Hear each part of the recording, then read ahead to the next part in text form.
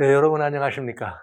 다니엘서가 이제 7장까지를 마감했습니다. 그리고 8장에 들어갑니다. 매우 흥미진진한 다니엘서 예언을 저희들이 살피는 이 시간에 저는 굉장히 이제 다니엘서 예언 가운데 정말 아주 굉장히 중요한 예언의 한 파트를 이번부터 살펴보게 되겠습니다. 다니엘 8장입니다. 다니엘 8장을 저희가 들어가기 전에는 잠깐 이 다니엘 8장 전체의 내용을 이해하기 위해서 먼저 여러분에게 미리 몇 마디를 말씀을 드리고 8장을 들어가는 것이 좋겠습니다. 여러분의 이해를 돕기 위해서입니다. 여기 이 구속에 흔히 말하면 성경에 나와 있는 모든 역사 이야기를 우리는 구속의 역사라 이런 표현을 쓰죠.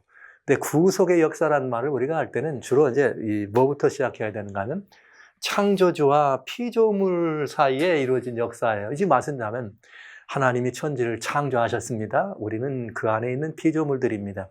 이런 상관관계가 존재하면서 비로소 이 시간의 연속 속에서 나타나는 이런 흐름들, 그런 모든 이야기들을 우리는 역사라고 말할 수 있는 것이죠. 하나님과 관련돼서 구속의 역사라고 할 때는 창조주 우리 하나님께로부터 우리는 시작합니다. 그리고 우리 천지 창조가 되어서 우리가 피조물로서 하나님의 이런 돌봄을 받는 존재로 존재하는 것이죠. 그러면서 특별히 이 성경 속에는 그 모든 이야기가 들어 있으면서 이 안에서는 두 개의 굉장히 중요한 흐름이 있어요. 하나는 무엇인가? 사람을 사랑하시는 하나님의 이야기예요. 사람을 사랑하시는 하나님 이야기. 비록 무엇을 범했을지라도, 죄를 범했을지라도. 기독교에서는 그런 표현을 하죠. 하나님은 죄인을 사랑하신다.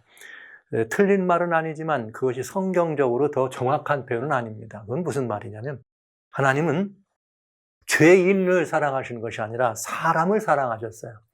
비록 그가 죄인일지라도, 죄를 범한 인생일지라도 하나님의 사랑이 그를 끝까지 붙들고 돌보시고 그를 이제 지켜주셨다는 얘기죠. 그런가 하면 또 다른 하나의 이야기는 뭐냐면 하나님은 죄와는 공존하실 수 없는 분이십니다. 하나님은 소위 말하면 죄를 미워하시는 하나님이다 이런 말을 하죠. 그럴 때 하나님은 사람을 사랑하신 하나님이 사람을 죄 속에서 어떻게 건져내셨는가 하는 이야기가 이 말씀 속에 들었다면, 또 하나는 그런 일이 필요하게 된, 즉 구원이 필요하고 구속이 필요하게 된 것은 죄 때문입니다.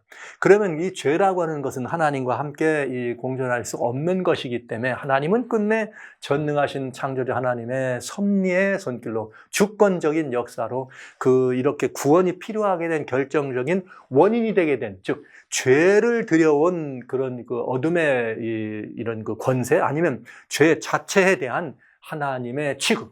그래서 죄를 다루시는 하나님의 이야기가 들어있다 하는 것이 거대한 성경 속의 두 개의 흐름이 되겠습니다. 그럼 이제 이 이야기가 우리들과의 관계 속에서 진행된다면 이 말을 조금 좀 내려가면 하나님의 백성들과, 이번에는 이 하나님을 빛의 대리자죠. 하나님의 백성들과 죄악의 역사를 이루는 어둠의 이 지상 대리자들과의 관계 속에서 어떤 일들이 벌어졌는가 하는 것이 성경 속에 기록되어 있다는 것이죠. 이것들을 구속의 역사 이야기다 그렇게 말하면서 다른 표현으로 성경 속에 그렇게 직접 표현되어 있지는 않지만 성경의 내용을 살펴보면 신앙은 거대한 싸움입니다. 선과 악의 싸움입니다. 빛과 어둠의 싸움입니다. 하나님과 하나님을 대적하는 이 어둠과의, 즉 사단과의 싸움이었습니다. 그래서 이것들을 통칭해서 선악의 대쟁투의 이야기다 이렇게 표현할 수가 있겠습니다. 제가 다니엘 8장을 읽기 전에 이런 말씀을 드리는 데는 여러분이 금방 먼저 뭔가 좀 이렇게 접근되시는 이야기가 생각이 있을 거예요. 선악의 대쟁투의 얘기다. 그런데 특별히 그 선악의 대쟁투의 얘기 가운데 다니엘서는 일목요연하게 아주 긴 역사 속에서 어떻게 그 선악의 대쟁투, 빛과 어둠의 역사가 진행돼 내려왔는지를 상징적으로 우리들에게 보여주고 있는 책이라 하는 것이죠.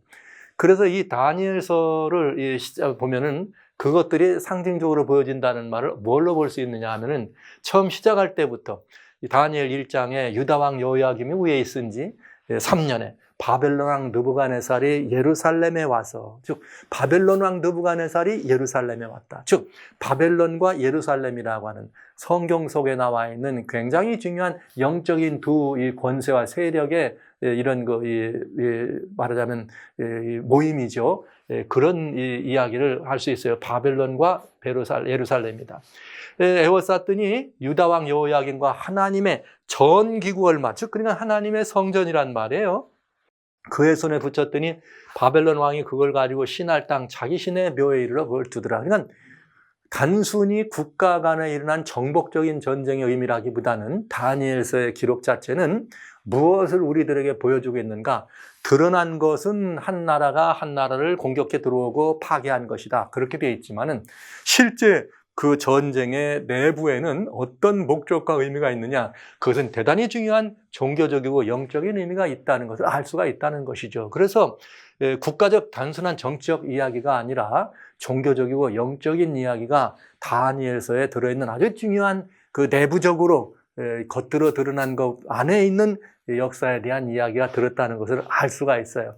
그런 다니엘 연사였는데 우리는 지난 시간까지 다니엘 7장을 보았습니다. 다니엘 7장에는 사자나 곰이나 여기 머리 4개의 표범이나 10뿔 가진 철립발을 가진 무서운 짐승이라고 하는 4짐승이 등장하죠.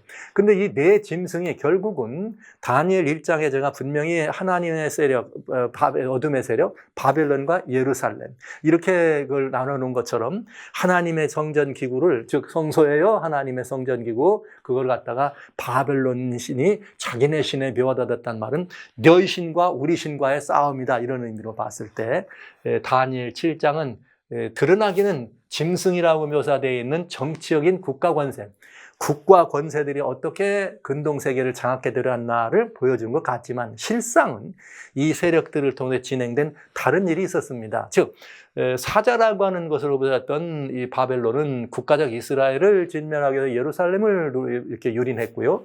곰으로 등장한 페르시아 두 번째 짐승은 유대 민족, 유대 족속, 메시아에 계보였던 유대 족속을 진멸하기 위한 일을 진행해 봤습니다.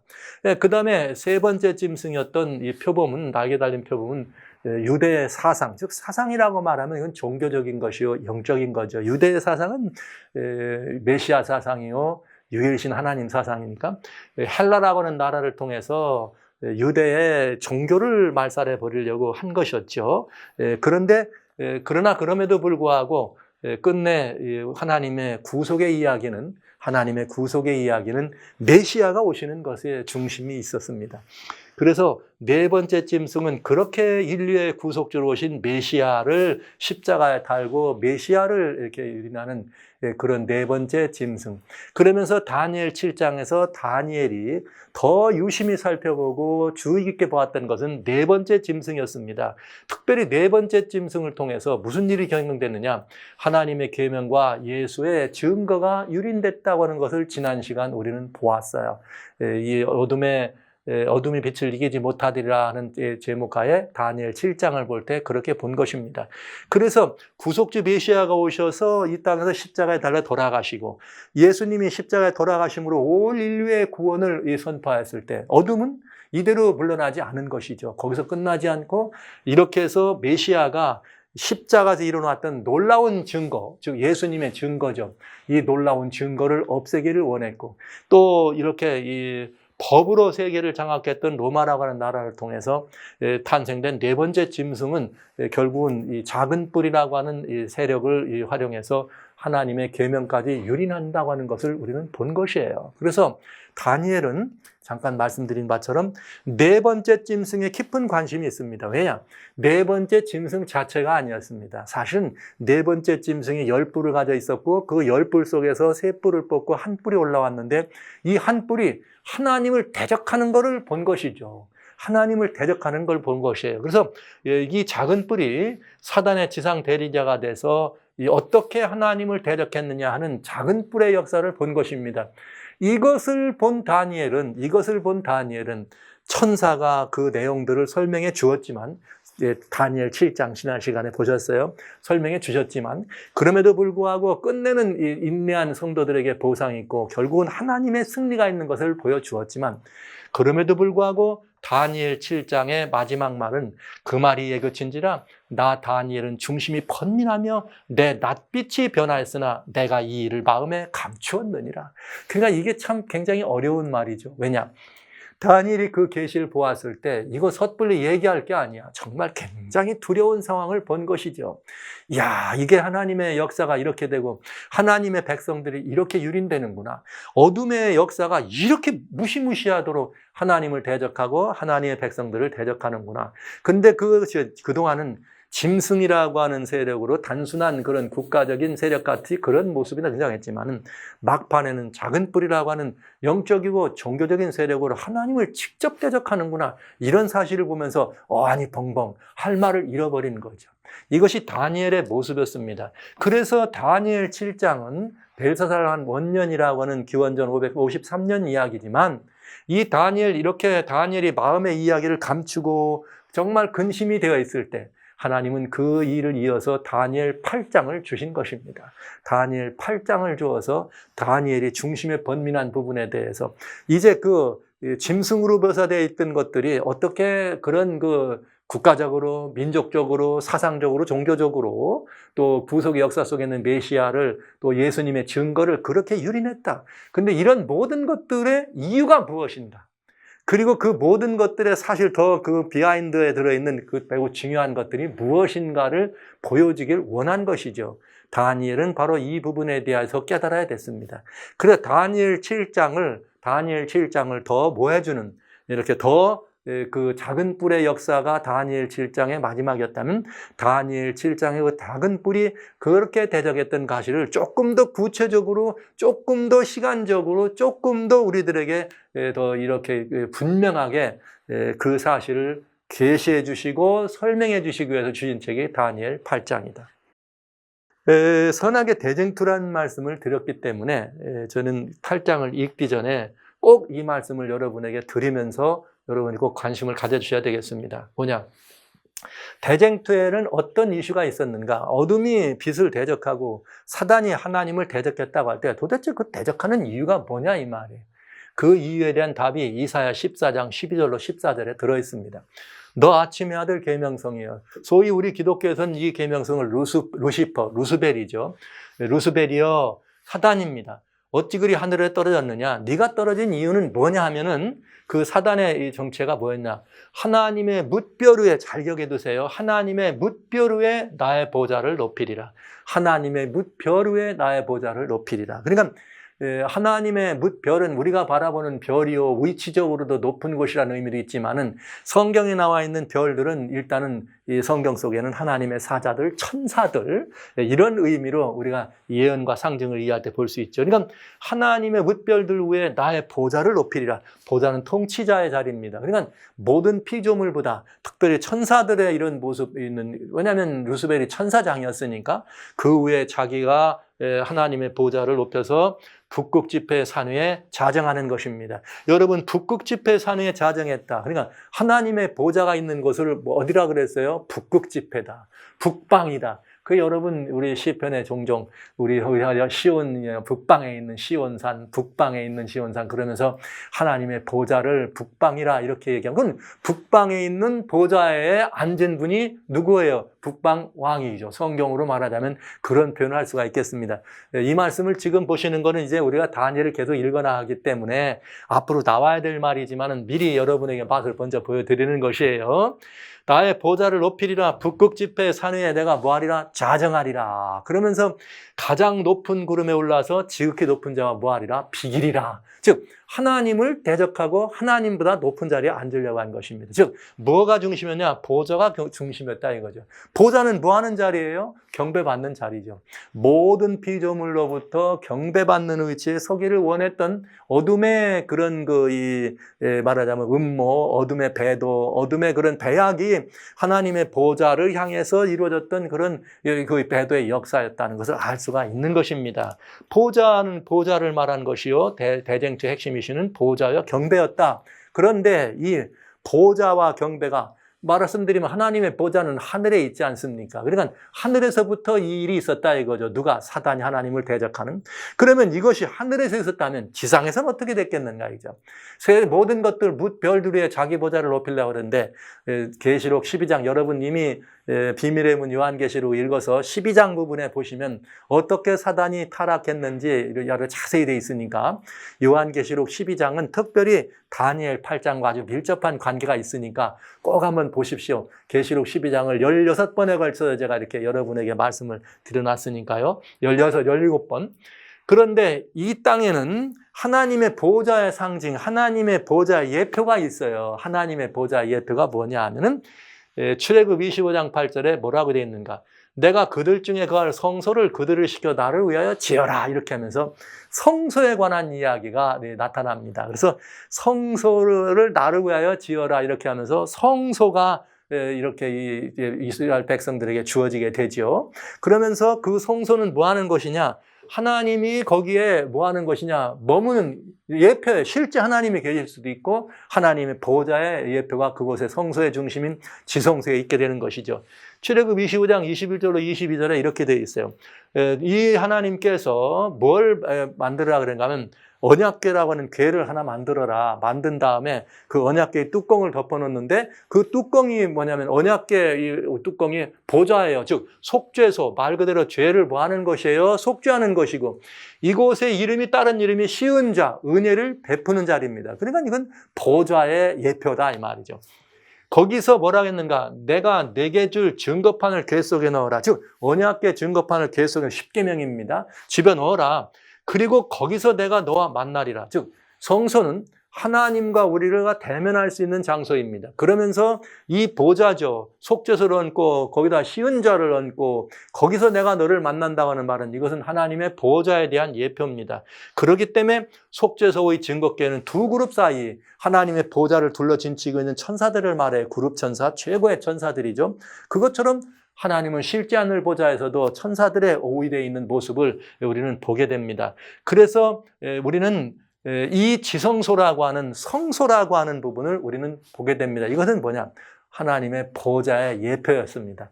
그저 성소에 관한 이야기를 이제 여러분 비고도에서 더 자세하게 볼 겁니다. 지금 이제 같이 진도를 나가기 때문에 여러분이 아주 흥미진진한 시간을 갖게 되실 거예요. 성소에 관해 자세한 거 이제 비고도를 통해 보실 거고요.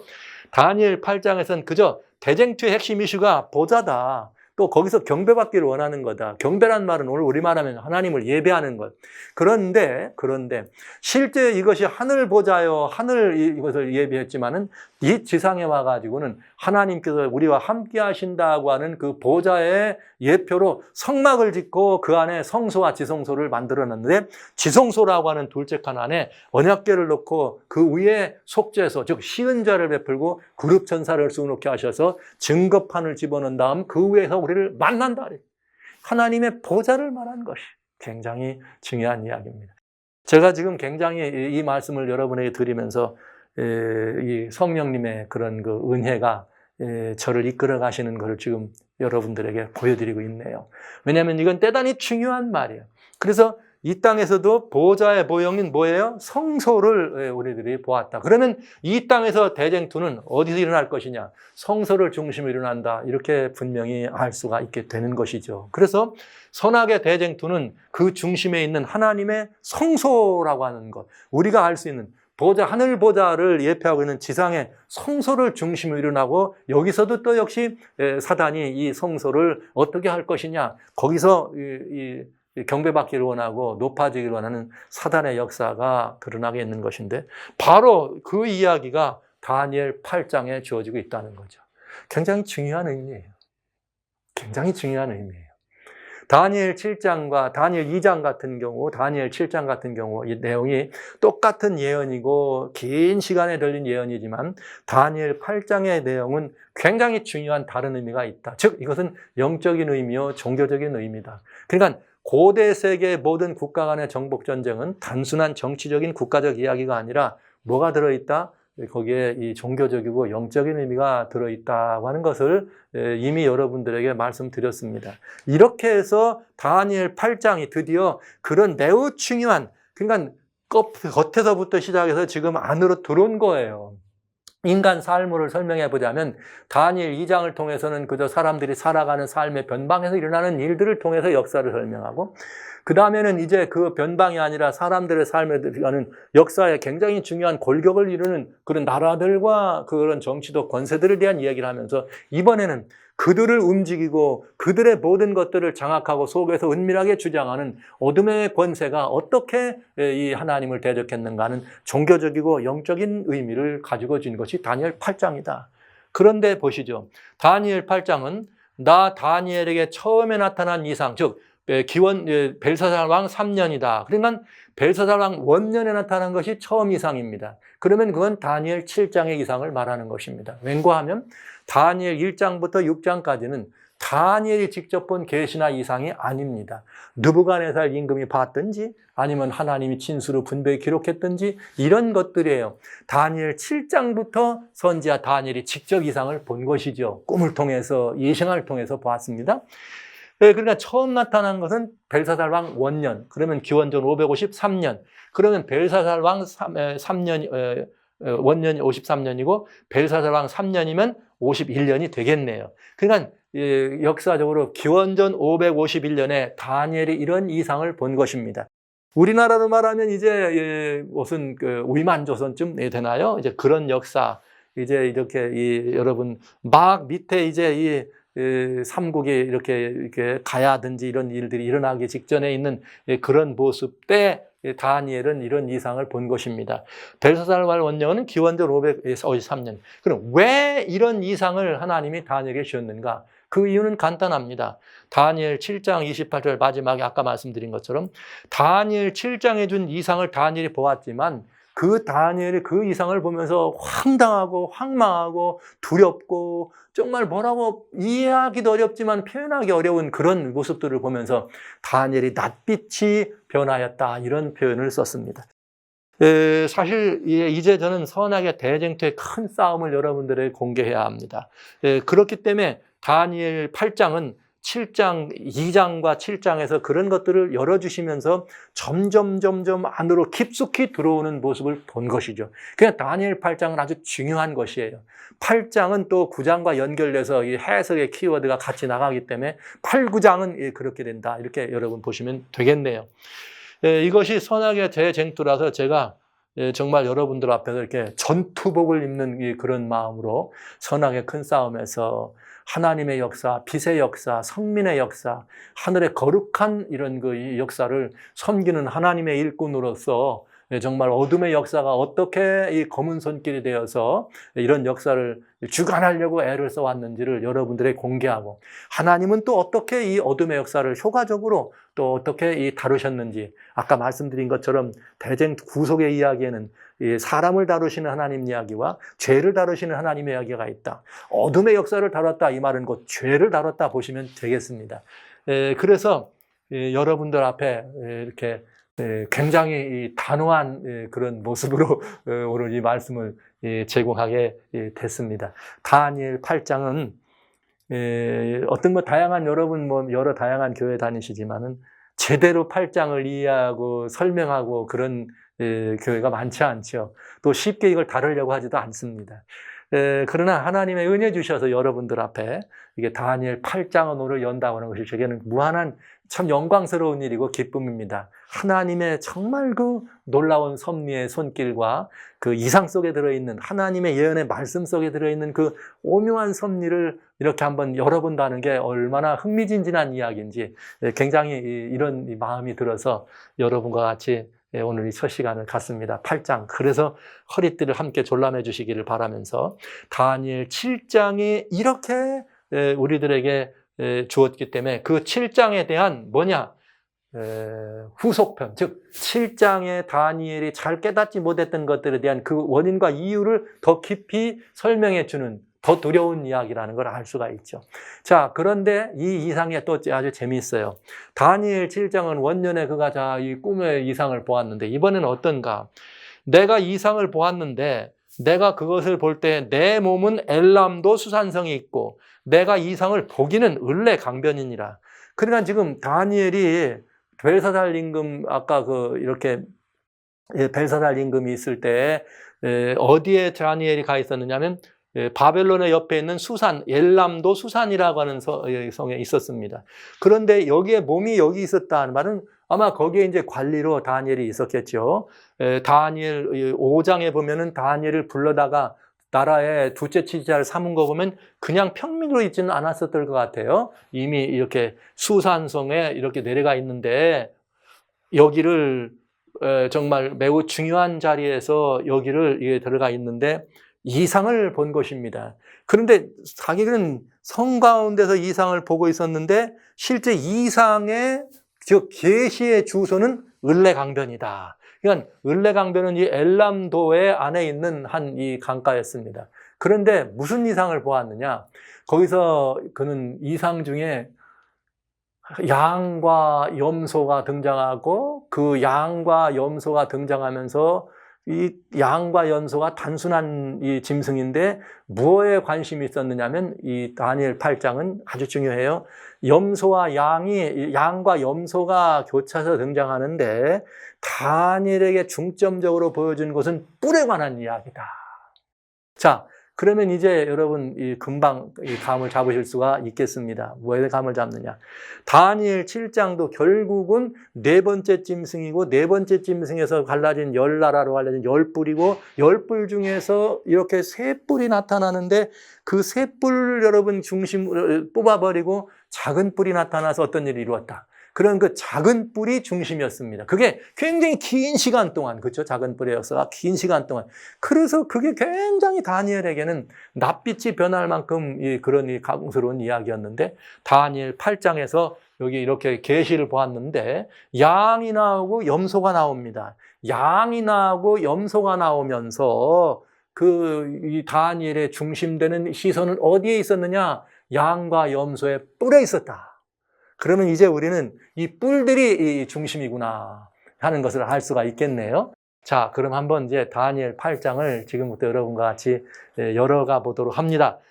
다니엘 8장은 미리 말씀드립니다. 성서를 중심으로 한 영적 세력인 이야기다. 즉, 선악의 대쟁투였다. 대쟁투는 보좌를 중심으로, 보좌는 이 땅에서는 하늘의 보좌는 이 땅에서는 성소여 지성소 안에 있는 언약궤에 있는 보좌가 예표였다. 그러니까 여러분 그걸 보시면 되겠습니다. 그 8장의 내용은 5 도막으로 나눠져 있어요. 첫 번째는 뭐냐? 지금 2절 읽었습니다. 우리가 보았는데 몸은 수산성에 있었지만 엘람도 수산성에 있었고 계시는 을레강가에서 이루어졌다. 근데 첫째 이상은 뭐냐? 2뿔 가진 수양 이야기. 2뿔 가진 수양 이야기. 두 번째 이상은 뭐냐? 염소 이야기예요. 근데 여기 제가 뺐어요, 일부러. 여기 무슨 염소냐?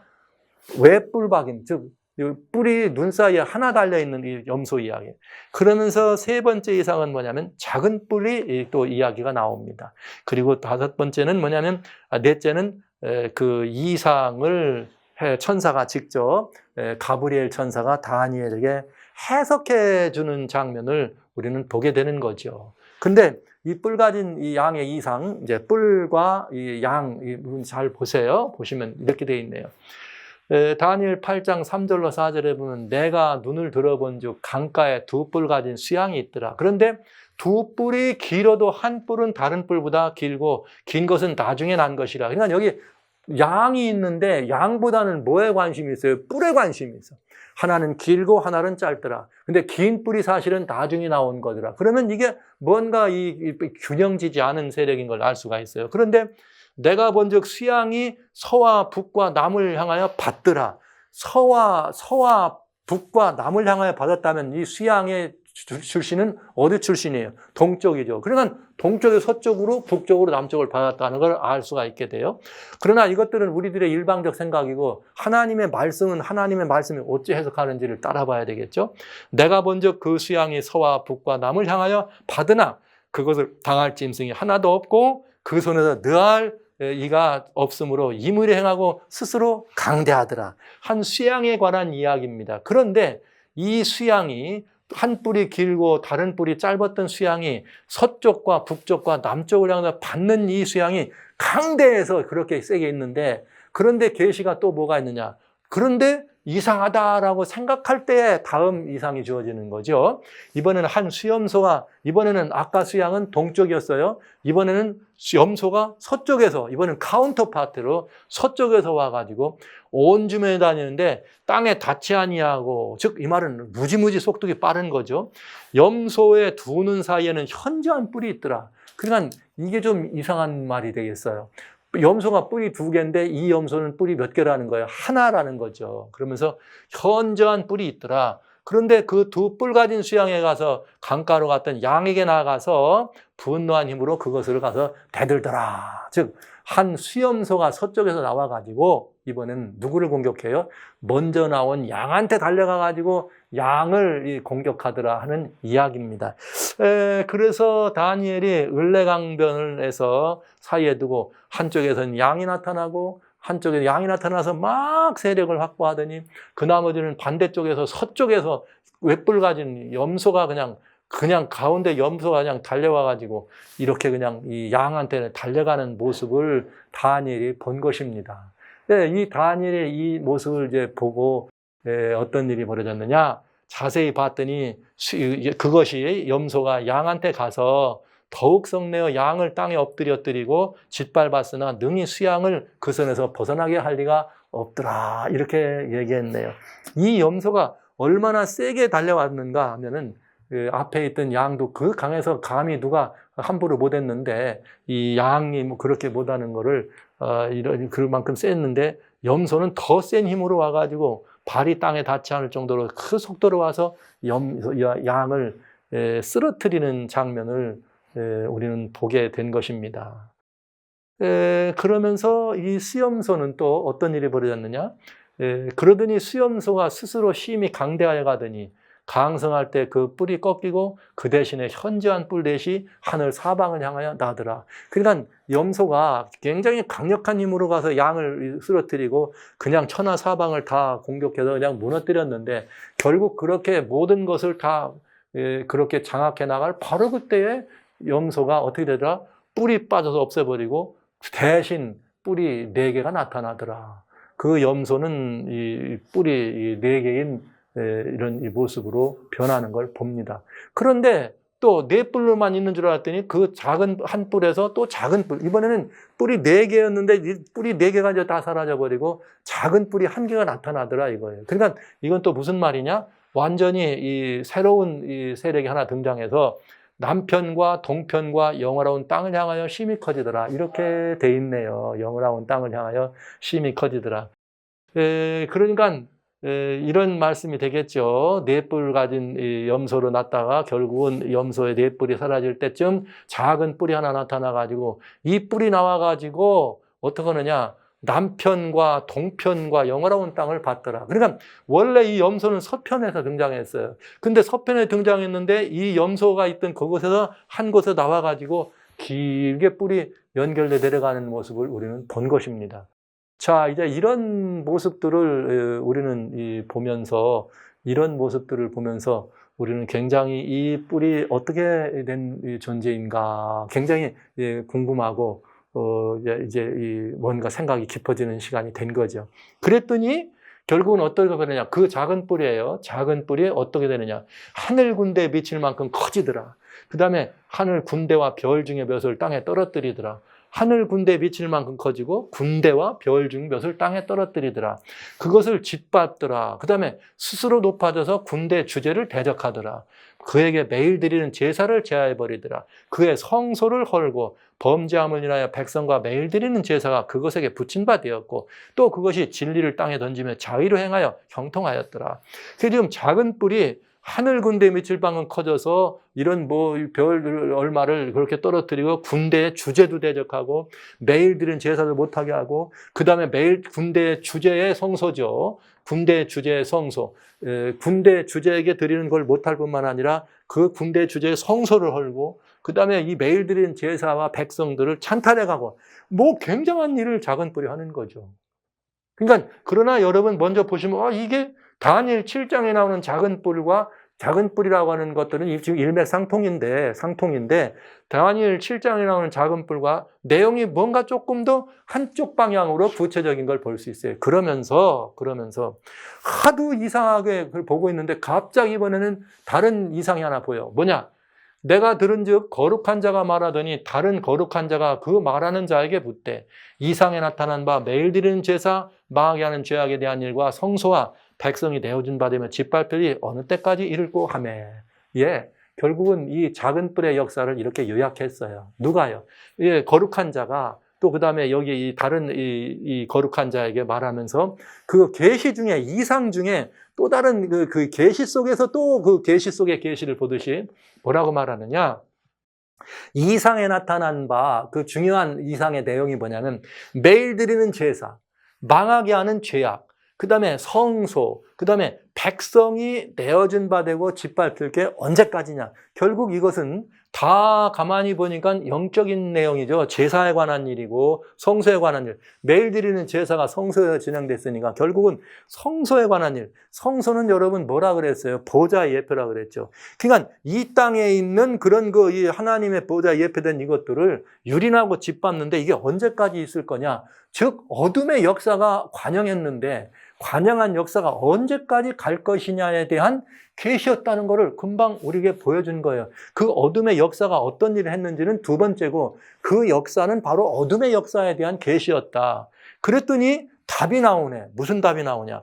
단팔일사에 그가 내게 이르되 2300제야까지니 그때 성소가 정결함을 입으리라 하였은즉 이렇게 하였느니라. 이렇게 나오네요. 이렇게 참 희한하죠. 계시를 보는데 한 거룩한 자가 이런 일들이 지금 일어나는데 언제까지 나타날 거냐 물어봐요. 또 다른 거룩한 자에게. 그랬더니 이 거룩한 자가 이렇게 뭐라는데 누구한테 말하느냐? 다니엘에게 말하기를 2300주야까지야. 희한하죠? 본인들끼리 얘기하는 것을 다니엘이 직접 들은 것입니다. 다니엘에게 일러준 것입니다. 그러니까 이것은 다니엘이 속해 있는 나라, 즉 이스라엘이라고 하는 다니엘과 관련되어 있는 사람들에게 아주 중요한 거죠. 하나님의 백성들이. 아주 중요한 이야기입니다. 그래서 이 이야기를 우리는 해석하고 이제부터는 도대체 이게 무슨 계시냐 이 이야기를 해석할 필요가 있다는 것이죠. 근데 이 다니엘 8장을 해석해서 우리 약간의 그 키워드를 먼저 이해하시면 좋겠어요. 다니엘서의 해석을 할 때는 몇 가지 키워드가 있습니다. 하나는 미가엘이라고 하는 키워드. 다니엘은 사실은 미가엘에 관한 이야기. 그러나 그건 나중에 우리 보기로 하고요. 또 하나는 뭐냐면 세력에 관한 이야기야. 어둠의 세력, 빛의 세력, 사단의 세력, 하나님의 세력, 사단의 대리자의 힘, 하나님의 대리자의 힘, 이렇게 세력에 관한 이야기입니다. 근데 특별히 다니엘 2장은 역사를 설명해 줄 때 이렇게 금은동철이라고 하는 물질, 여러 가지 도구의 사용을 통한 물명과 문화를 중심으로 한 인류 역사를, 그러니까 굉장히 넓은 이런 그 모습 속에서 인류 문화가, 인류의 혁명이 어떻게 진행되는 인류 역사를 보여준 것이요. 그 다음에는 이제 이 문화를 주관하는 세력들이 다니엘 7장은 짐승이라고 하는 국가 혹은 정치적인 그런 세력으로 어떻게 구체적으로 역사를 이렇게 큰 이 물줄기를 흘러갈 것이냐 하는 것을 보았어요. 근데 짐승은 국가나 정치적 세력을 의미했습니다. 또 물질은 문명과 문화를 중심으로 한 것이고요. 근데 그 짐승의 뿔이 10뿔이 있었어요. 10뿔은 그 나라 일어날 10왕이다. 그러니까 정치적 세력, 국가적인 세력을 말하는 것이고. 근데 작은 뿔이 있어요. 작은 뿔은 그냥 단순한 뿔과는 달라 눈이 있고 입이 있었다. 즉 그러면서 이거는 큰 말을 하더라고 하면서 정치와 종교가 연합된 종교가 정치적인 것을 행사하는 그 정치를 자기의 세력으로 확보하는 종교적 세력이면서 정치적 권세인 것을 볼 수가 있다. 그때 다니엘 8장을 한번 보세요. 다니엘 8장에도 짐승이 나와. 짐승은 뭐라 그랬죠? 국가나 정치적 권세를 설명했습니다. 그런데 국가나 정치적 권세를 설명했는데 왜 다니엘 8장은 7장에서는 이상한 사자든지 이런 걸로 나오더니 다니엘 8장에 나오는 짐승은 양과 염소냐 이 말이에요. 이게 좀 희한하죠. 양과 염소는 굉장히 생각할 의미가 많습니다. 왜냐? 성경에 구속의 역사 가운데 하나님께 드려지는 제물이 있어요. 그런데 그 하나님께 드려지는 제물은 사자는 아닙니다. 곰도 아닙니다. 표범도 아닙니다. 10뿔 가진 그 네 번째 로마를 상했던 짐승도 아닙니다. 그러나 하나님께 올려지는 이 제사는 양이나 아니면 염소는 가능합니다. 그러면 돼. 이건 하나님께 드리는 제사다. 그런데 특별히 양은 누구도 예표해요? 구속주이신 메시아 예수님도 예표하지만 그의 백성들도 예표합니다. 그러니까 여러분 잘 보세요. 네 8장에는 짐승은 짐승인데 양으로 나왔다, 염소로 나왔다. 나라는 나라인데 무슨 나라라는 거예요? 영적인 의미로 이 나라가 하나님 백성들과 뭐한 나라예요? 굉장히 밀접한 관계가 있는 나라예요. 그리고 하나님 이 양과 염소는 제사로 드리는 제물이니까 이건 뭐와 관련되어 있다? 이건 종교적인 의미다. 그러니까 양과 염소에 나타난 뿔이니까 이 뿔들은 다 어떤 의미를 우리가 보여줄 수 있어요? 이 뿔들은 종교적인 영향력을 행사하는 종교적 의미. 특별히 작은 뿔은 종교적 세력이라 이렇게 말했고요.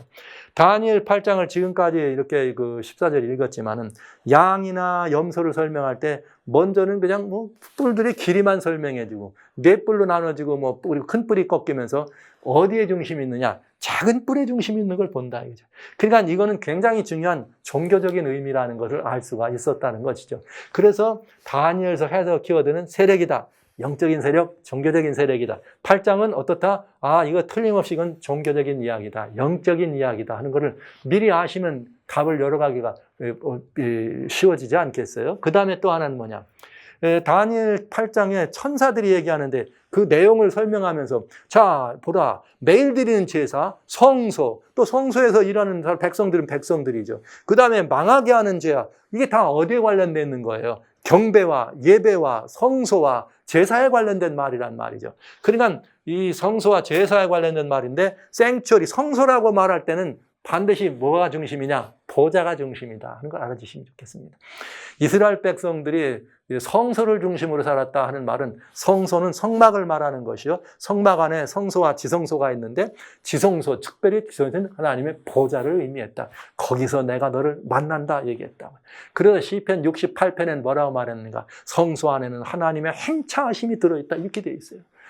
그래서 시편 77편 4절에는 사도 다윗을 통해서 하나님의 우리의 모든 길은 성소 안에 있다. 이렇게 설명할 만큼 아주 중요한 것입니다. 그래서 양과 염소는 유일하게 성소에 드려지는 제물이었어요. 그러니까 단순히 정치적 세력을 상징하는 짐승과는 다른 영적인 의미다. 종교적 의미라는 걸 우리가 알 수가 있다. 그러면서 여기서 나온 뿔들이요. 또 결국은 이것이 작은 뿔이 중심이다. 종교적 세력인 걸 아는데. 특별히 거기에 다른 하나보다는 매일 드리는 제사라는 게 나와요. 이 제사라고 하는 게 들어있네요. 그러니까 이거 타미드라고 하는 매일 드리는 건데 제사라는 말은 말을 없지만 매일 드려졌다는 뜻입니다. 그래서 타미드는 매일 드린다는 뜻이요. 항상 끊지 않는다는 의미입니다. 그러니까 어디서 나오는 얘기냐? 이건 성소에서 나오는 이야기예요. 성소에서. 특별히 출애굽 29장 38절에서 46절, 그 다음에 출애굽 30절에는 매일 드리는 제사가 뭔지 설명되어 있고 또 항상 끊어지지 않고 하나님 앞에 올려야 되는 여러 가지 성소의 기명들에 대한 설명이 들어 있습니다. 그리고 여러분 아시는 것처럼 여기 안에 매일 드리는 제사라고 하는 말을 붙였는데 매일 드리는 제사라고 하는 말은 나중에 여기에 이렇게 삽입된 표현이다 하는 건 알아두셔도 매일 드리는 제사라고 해도 괜찮아요. 여러분 제사란 말을 쓸 때 재밌는 말 하나. 교회에서 성도님들이 하나님 앞에 헌금을 해요. 헌물을 드려요. 또 다른 헌신을 해요. 이게 다 뭐예요? 우리 표현은 그렇게 하자면 하나님을 기도하고 찬양하고 예배, 이것만 예배가 아니고 여러분이 올려드리는 헌물, 헌금, 여러분의 시간, 이 모든 것들도 다 제사예요. 제물입니다. 그러니까 여러분 그런 것들을 이해하시면은 매일 드린다라고 하는 말씀 속을 매일 드리는 제사라고 해도 큰 의미의 이상이 있거나 차이가 있지는 않다는 것을 말씀드릴 수가 있겠네요. 그래서 천사가 이 예언을 해석해 줍니다. 근데 이 예언 해석을 해 주는데 다니엘이 이 이상을 보고 그 뜻을 알고자 할 때에 사람 맡은 보통과 내 앞에 섰고 내가 들은즉 을레강 두 언덕 사이에 사람의 소리가 외쳐가로되 가브리엘아 이 이상을 이 사람에게 깨닫게 하라 하더라.